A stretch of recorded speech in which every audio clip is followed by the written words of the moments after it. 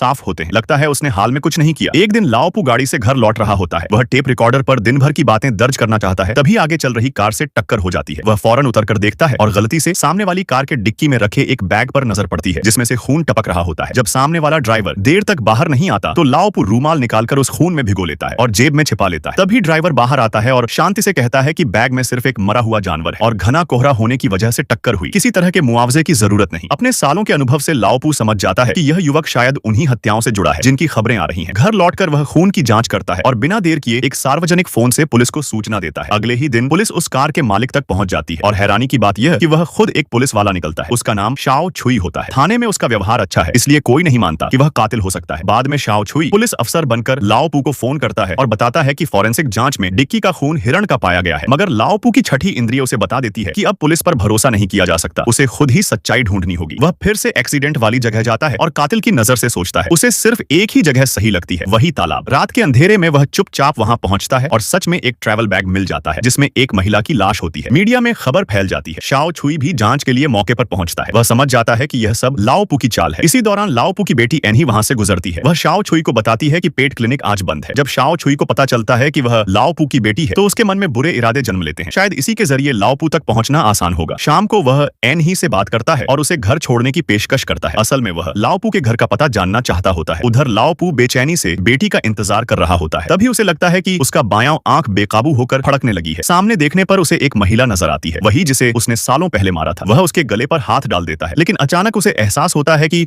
उसकी बीमारी बहुत ज्यादा बढ़ चुकी है। शायद वह